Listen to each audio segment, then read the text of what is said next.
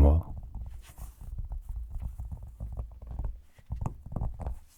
今日は新しくカメラを買ったので、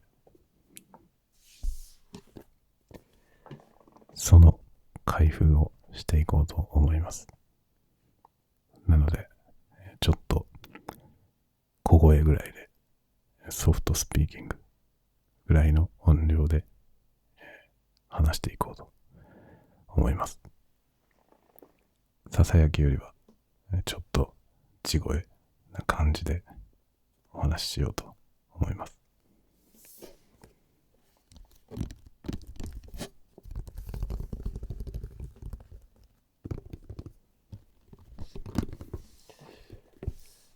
で、買ってきたのは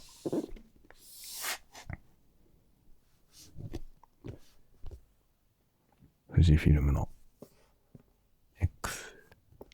XH2S というモデルです。この7月14日に発売されたばかりの最新型のカメラになります。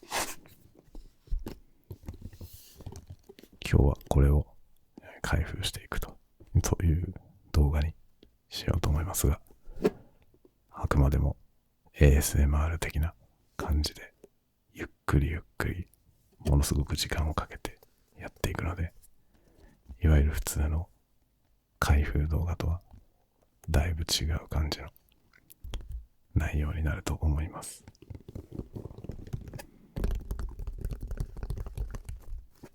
ではまずですね、これを開ける前に、最近のカメラを買うときに、定番の一緒に買うといいもの、それを先にお見せしようと思います。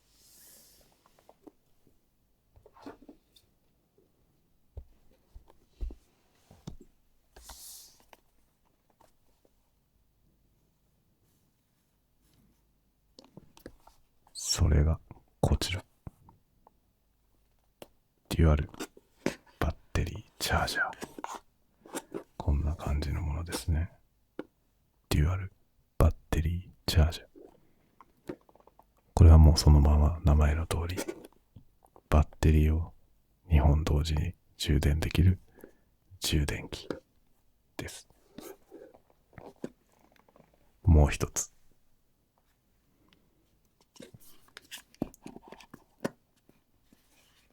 リチャージャブルバッテリー。これはもう見たままバッテリーです。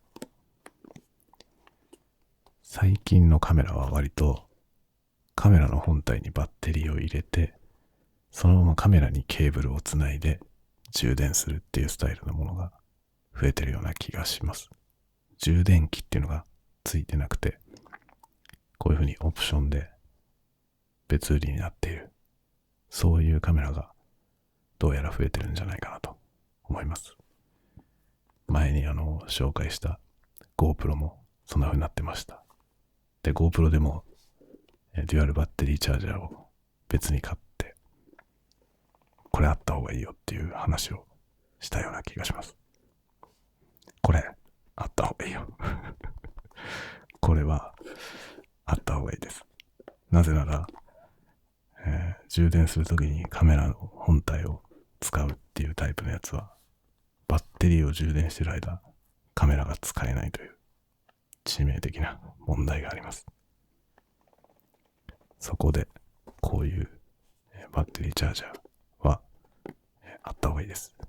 で、もちろんバッテリーを充電している間、本体が使えなければ同じことなんで、もう一個バッテリーを買うと、ここまではセットっていう感じですね。なので僕は、カメラを買うときは必ずバッテリーをもう一個買って、デュアルバッテリーチャージャーみたいなものを買います。これはセットで、だいたい GoPro の時もそういう風にしました。ではまずこれを開けていきましょう。カメラの本体の前に。なぜならこれを開けてまずバッテリーを充電しないと使えないからですね。カメラを触ってみようにもバッテリーが充電されてないと、いくらも動かないということになるので、まずはこれを開けてバッテリーの充電を先に始めたいと思います。まずこっちから開けようかな。これはリチャージャブルバッテリー、もちろんメーカー純正の NPW235 というやつですね。これは多分、もっと前に出ていた XT4 とかと同じバッテリーだと思います。なので T4 を持ってる人はこれバッテリー兼用できるはずです。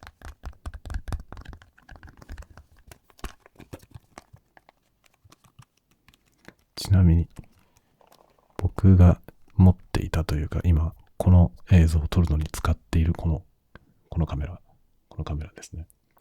このカメラは富士フィルムの XT20 というカメラで、このカメラはバッテリーが違うんですね。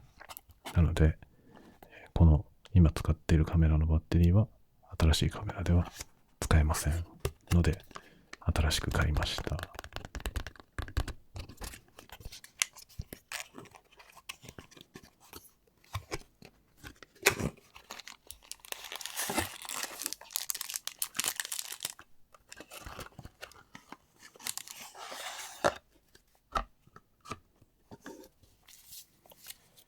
なんかいろいろ入ってますよ。何でしょうか、これは。バッテリーなので、そんな大した説明書はないと思いますが、どうやらいろんな言語で注意書きが書かれていますね。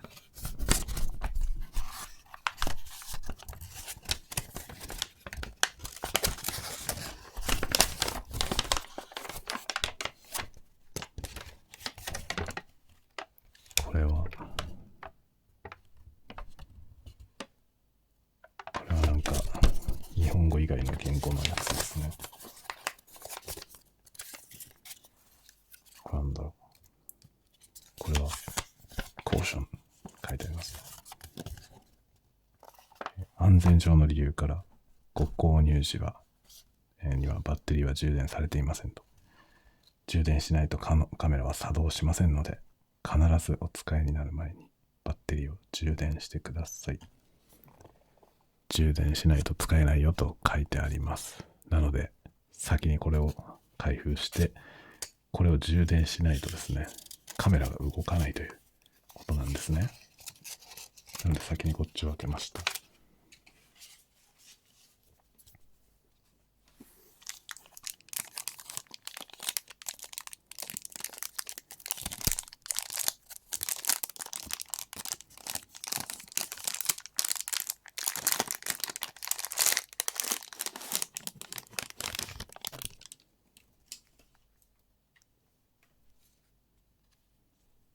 このような形のバッテリーになっています。これはもうすでに出ているモデルと同じバッテリーですね。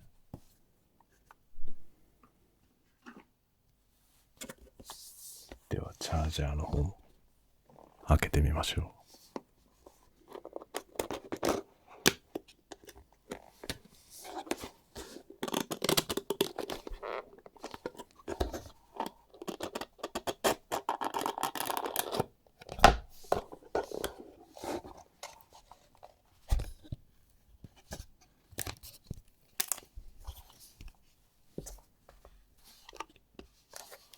こちらはなんかいろいろ入っています。まず保証書が入ってますね。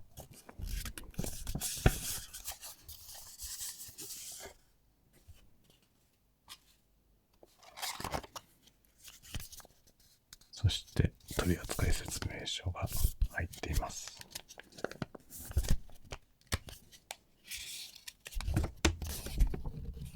使用説明書。これはなんかすごいですね。液晶モニターがついていて、何らかの情報が表示されるようになっていますね。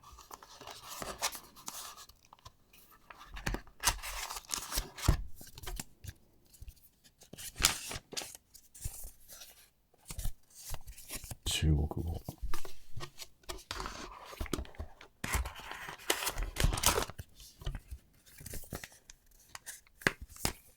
その他いろんな国の言葉のマニュアルがついています。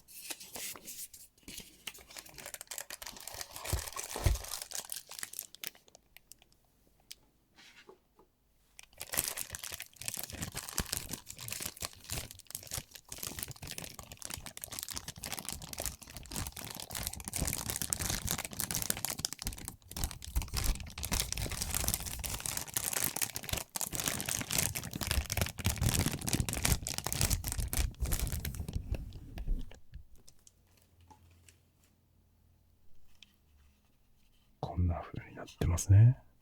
チャンネル1とチャンネル2と書いてあります。こんな感じですね。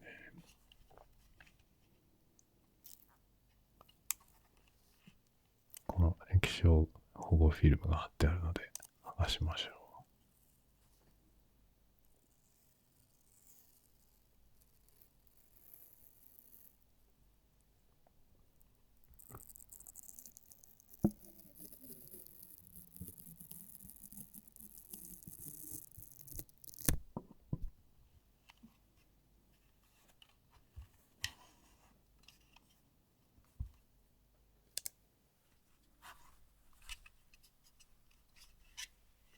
電源はこの USB Type-C で取るようになっていますね。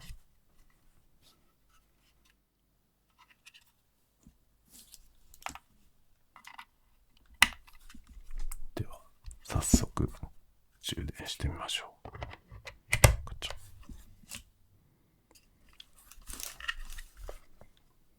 見えるかな。飛んじゃってて見にくいですが、今 20% というふうになっています。これは充電しときましょう。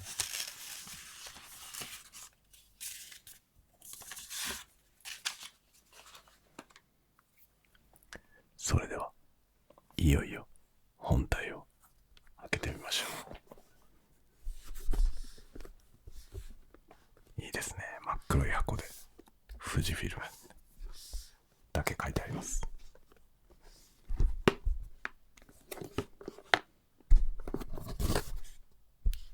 別の面には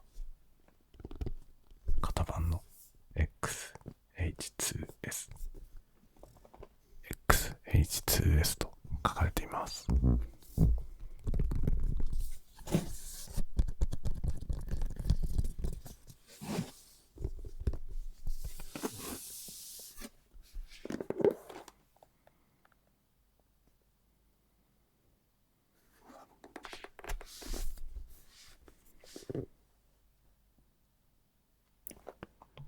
裏側には何やらいろんな情報が書かれていますね。パッケージ内容ということで、書いてあって、それがおそらくいろんな国の言葉で、書かれています。そして、ロゴの類がありますね。これは SDXC タイプのカードに対応しているよとか、HDMI とかですね。あとは Wi-Fi、Bluetooth あたりですかね。あとはこれはなんだ、コーデックですかね。動画のコーデック関係かなみたいなことが書かれています。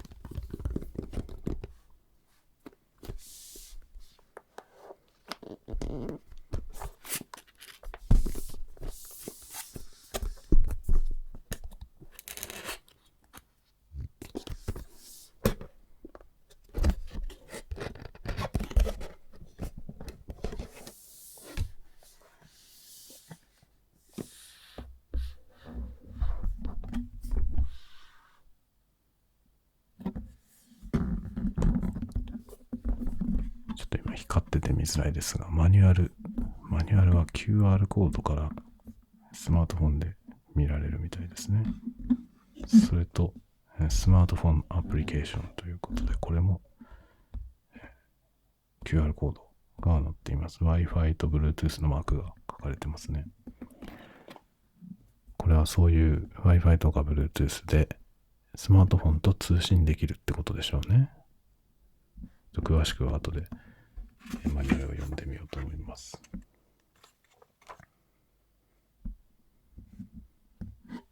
保証書がついていました。ヨドバシカメラで購入しました。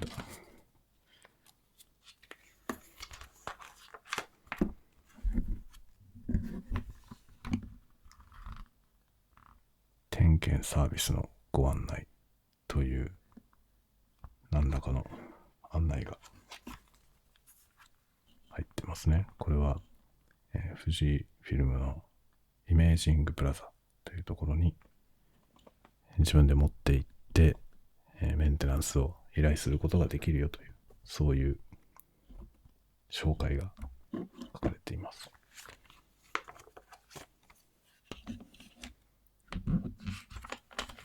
製品登録をしましょうという紙が入ってますね。もちろん、登録しておきます。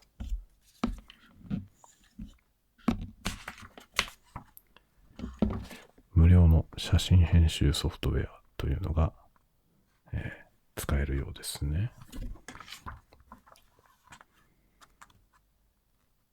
なんか、便利そうなことが書いてあります。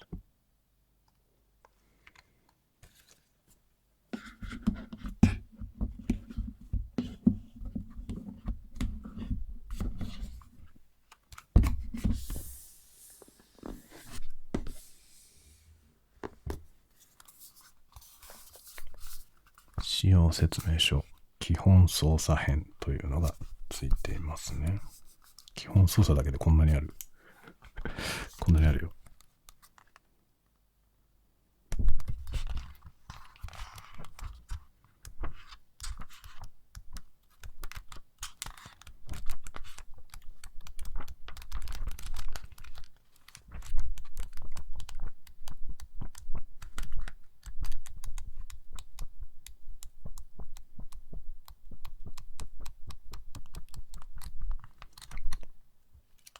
かなり多機能なカメラなので覚えるのが大変かもしれません。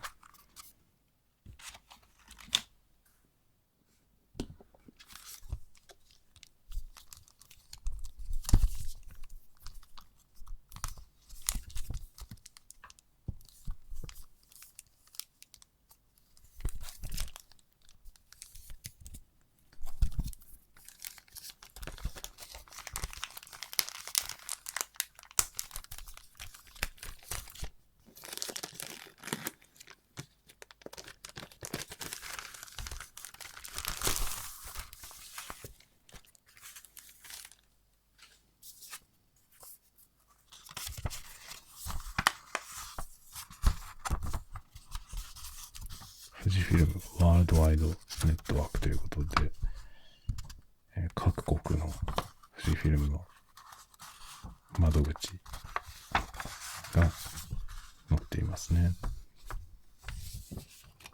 すっごいたくさんある。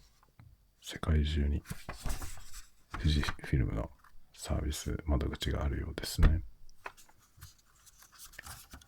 安心して使ってもらえそうですね。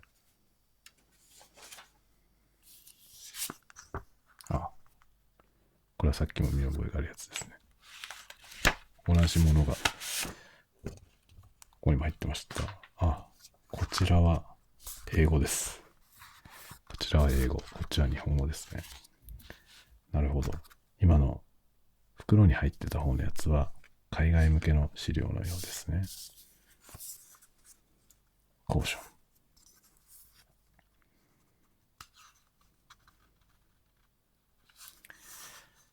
割とカメラとしては常識的な注意書きが書かれています。一応皆さんも読んでくださいね。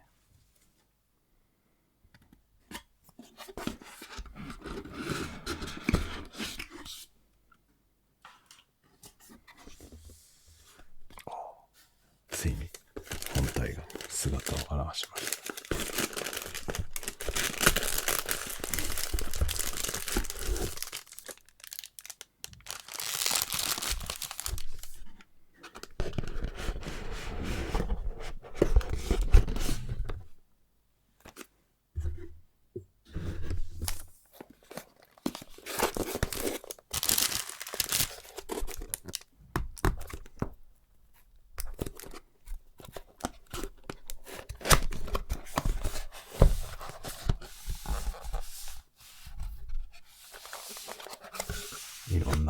サリー類がついていますね。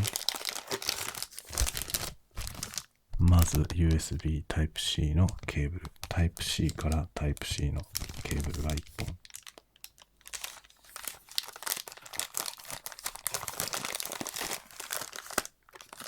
そしてショルダーストラップですね。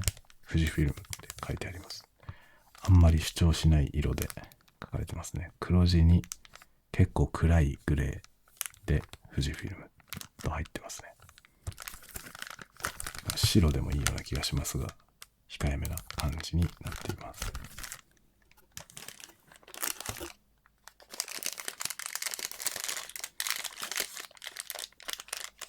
これはあれですね、USB の、ポートにケーブルを挿したときに、そのケーブルのこう引っかかってね、抜けないようにするためのアタッチメントみたいなやつ。バッテリーが入っています。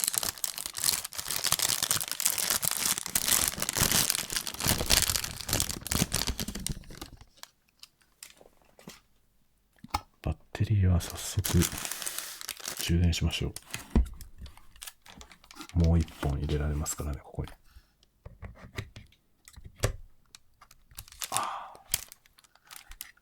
こちらも見えないかな、見えないかもしれませんが、20% からスタートしました。ちょっとこれはね、充電しながら作業します。そして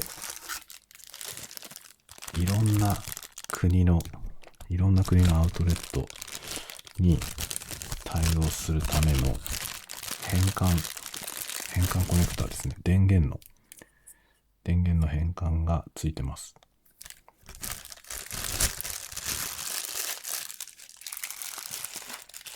ね、いろんなやつがついてますね。このタイプ。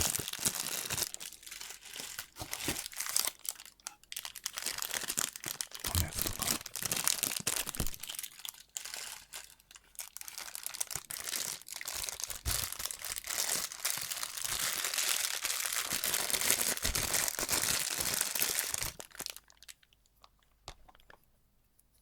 これが日本のタイプですね。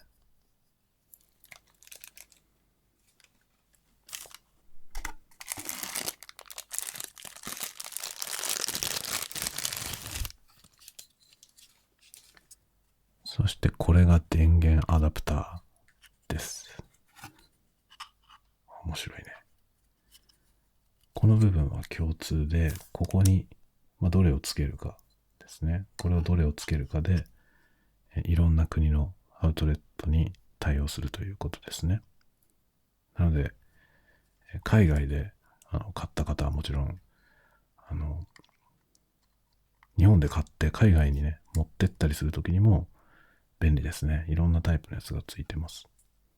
とりあえず、僕は日本で使うので、日本のアウトレットのやつをつけました。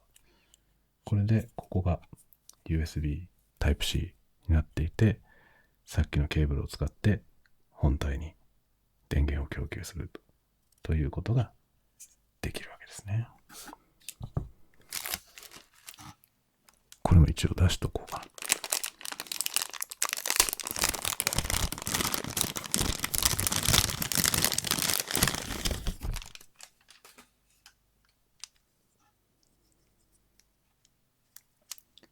こんな風になってますね。これはちょっと後でどうやって使うものかやってみますね。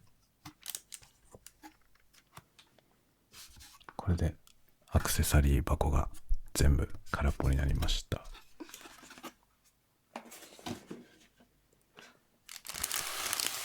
では、いよいよ本体を出しましょう。ワクワクしますね。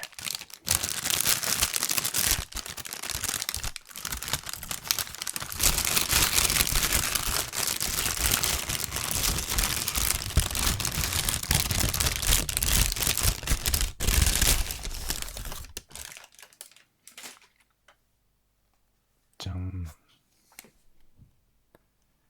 こんな風になっています。ですね。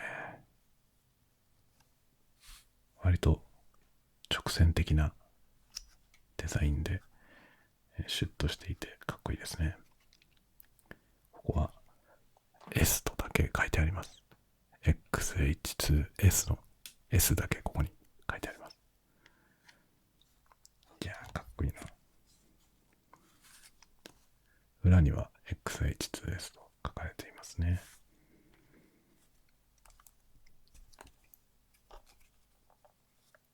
このグリップが結構深くできていて、若干大きいなっていう感じですけど、がっちりホールドできます。このレザーみたいなテクスチャーも滑らなくていいですね。ガシッと握り込むことができます。なんかものすごく、しっくりくる。とても持ちやすいですね。で、こちら側にいろんな端子がまとめられていますね。開けてみよう。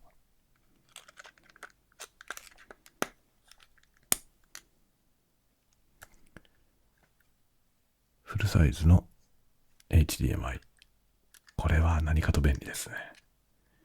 今使ってるカメラは、ちっちゃいマイクロ HDMI、かなり小さいやつですね。それがついてるんですけど、これは普通の HDMI が刺さります。そしてマイク端子。マイク端子はミニプラグのタイプですね。そしてヘッドホン端子。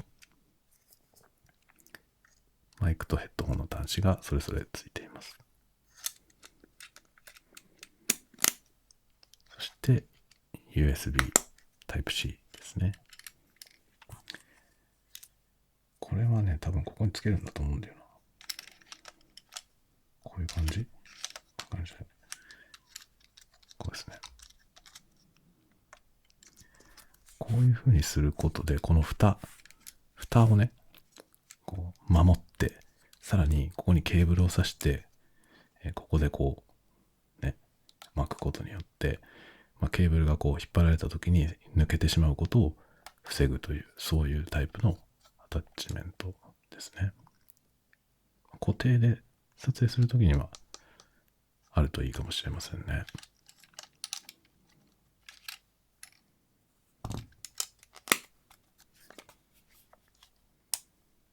そして液晶はバリアングルですね。これが待望でした。今使っている僕のカメラはこのバリアングル液晶がないので、自分を撮影するときにモニタリングするのがすごくやりづらいんですよね。別の外付けのモニターに HDMI から出して確認してるんですけど、これはバリアングルですぐ見えるので、とても使いやすいと思います。そしてメモリーカードスロットは CF エクスプレスタイプ B、新しいかなり高速な書き込みができるメディアですね。それと SD カードのスロットが1個ずつついています。で、いろいろね、SD カードでも使えるんですけど、このカメラのいろいろな特徴のね、高速シャッターであったりとか、あと動画のローデータであったりとか、そういう大きいデータを書き込むには CF エクスプレスカードじゃないと対応していないっていうことで、フル機能、このカメラのポテンシャルを全部発揮しようと思うと CF エクスプレスカードを使わないと全部は発揮できないという感じですね。で、今日たまたまCF エクスプレスのカードは欲しかった容量のやつが在庫がなかったので買いませんでしたので、とりあえず SD カードを買ってきました。SD カード間に合わせるんで 64GB をとりあえず買ってきました。これは、スナップ撮ったりとかね、そういう時には、これで十分かなと思います。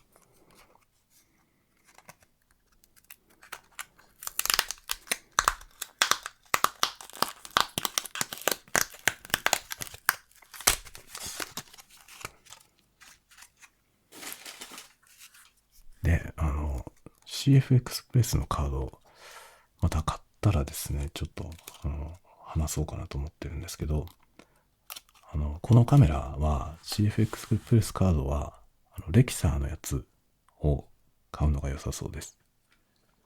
公式サイトにいろいろね、カードの対応表が載ってるんですけど、サンディスクの CF エクスプレスのカードだと、なんかいくつか制約がありました。米印が書いてあって、フル機能がちゃんと発揮できませんっていうことが書いてあったんで、レキサーのカードを使うのが良さそうです。SD の方は特にそういうことはなかったので、サンディスクのやつを買ってきました。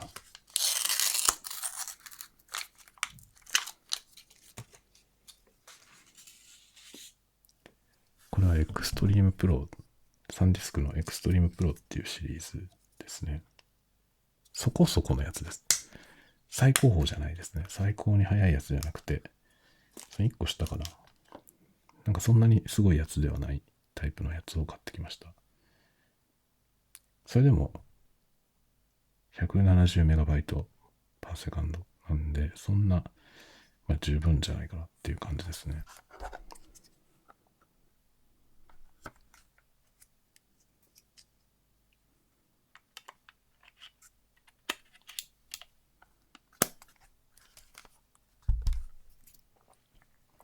そして実はですね、一つ大きな問題がありまして、今これボディのみですね。レンズがついてません。実はレンズがありません。いや、これに使えるレンズはいろいろあるんですけど、このカメラに見合うようなハイレベルなレンズはまだ持ってなくてですね、今度9月に発売されるレンズを買おうと思って待ってるとこです。なのでしばらくは今まで使っていたね、この XT20 で使っていた結構廉価版の安い方のレンズ、そんなに質が良くないレンズしかないので、そのレンズで撮影をしようと思っています。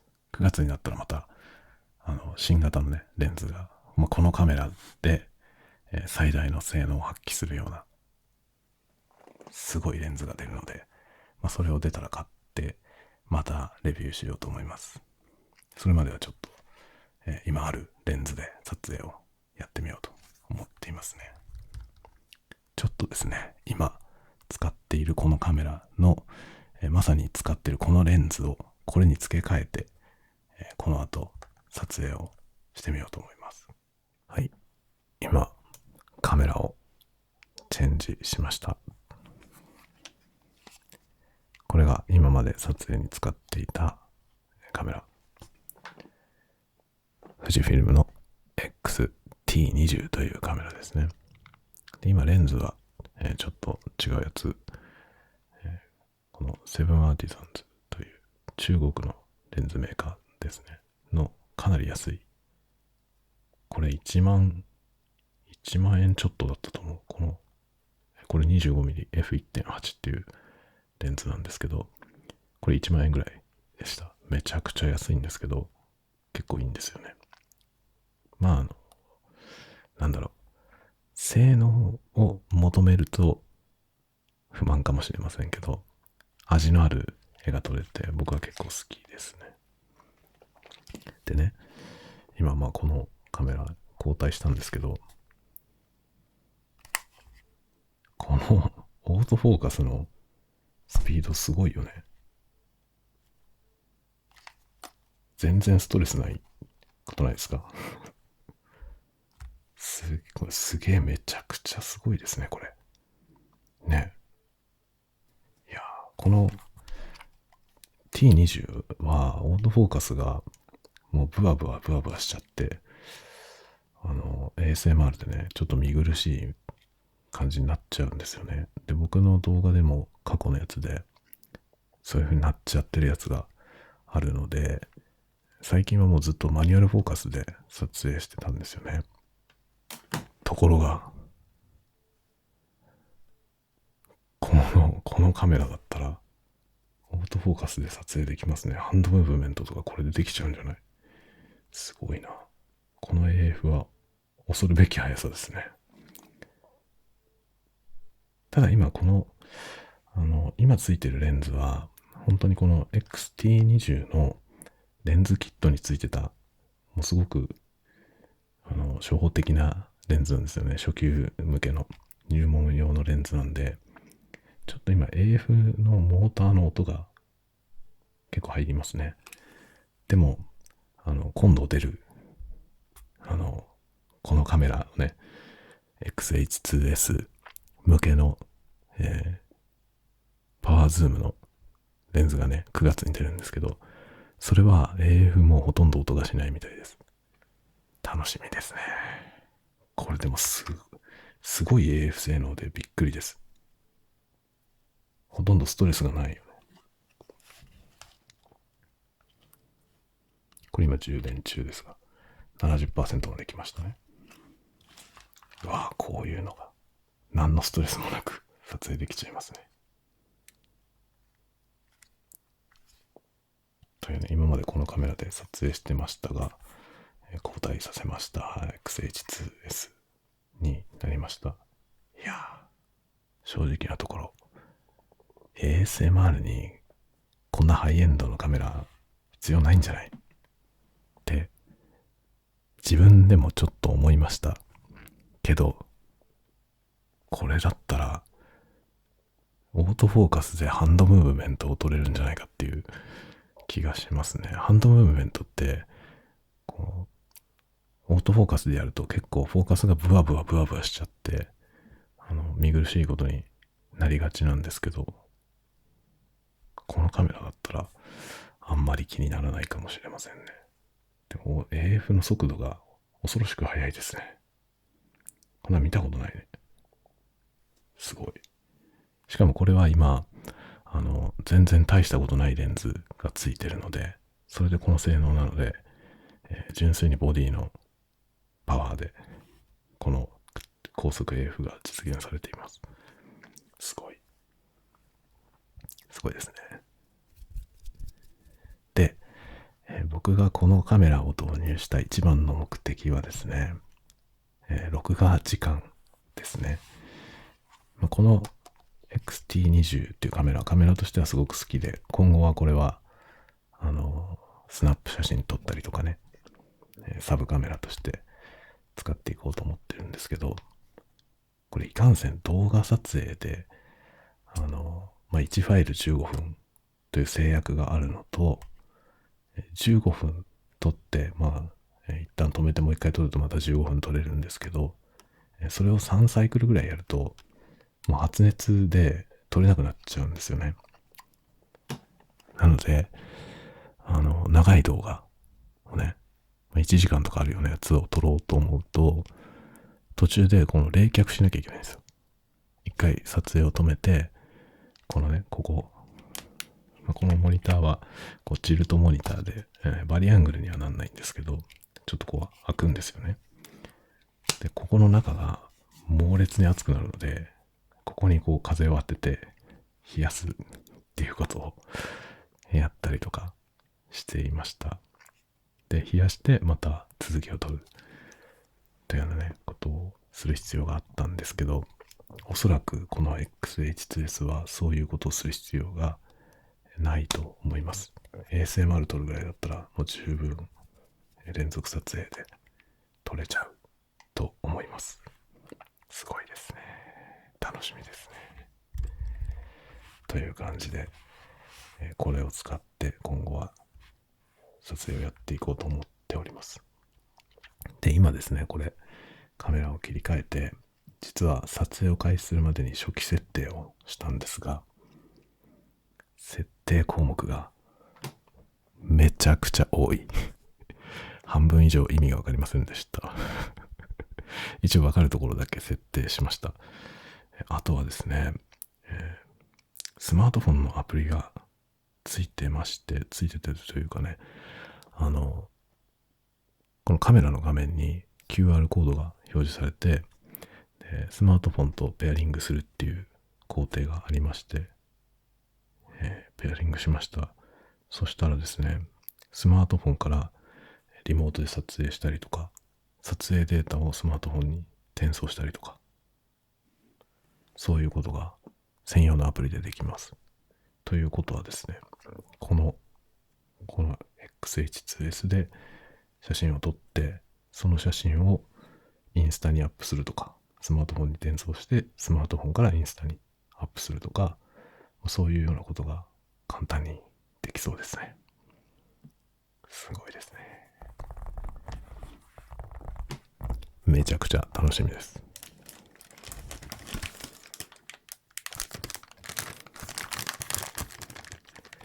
最後にこのストラップ開けようかな。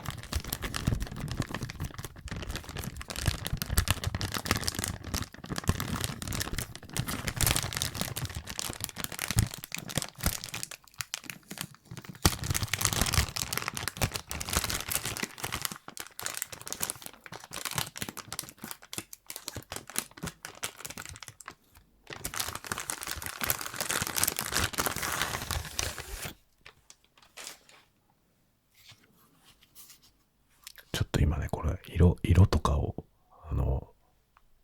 いつものようにちゃんとセッティングしてなかったので、ちょっとなんか幾分ビビッドな色になってますね。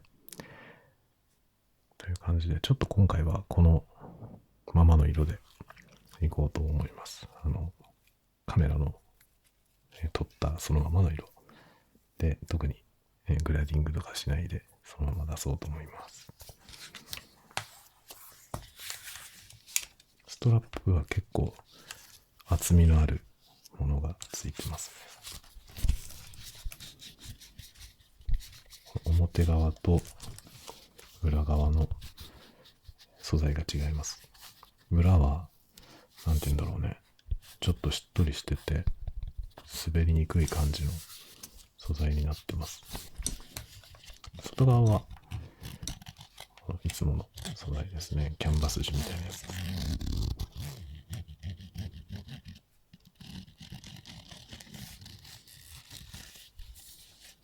刺繍されてますね。フィルムと。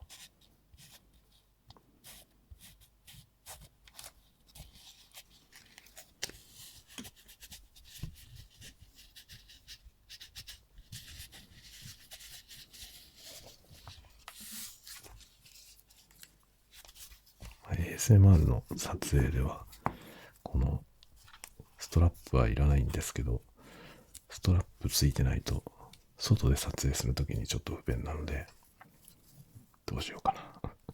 こう簡単に付け外しができるストラップだといいんですけどね。なんかそういうようなここのアタッチメント買ってきて簡単に取り外しができるようにしようかなと今考えています。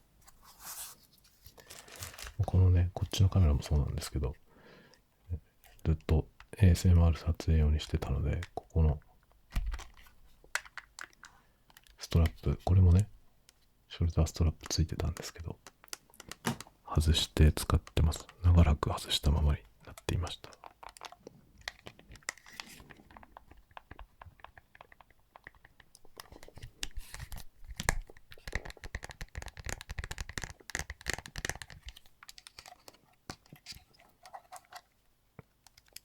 このシルバーのね、このデザインが好きなんですけど、XH2S にはこのシルバーのやつがないんですよね。後で出るのかな？出たらちょっと悔しいね。出たらちょっと悔しいですが、でもこの高性能は、もうすぐにでも使いたかったので、この黒いボディで愛用していこうと思います。という感じで今日買ってきた XH2S 紹介でした。これからこの XH2S を使って ASMR を作っていこうと思います。楽しみにしていてください。では、また次の動画でお会いしましょう。またね。おやすみ。おやすみ。おやすみ。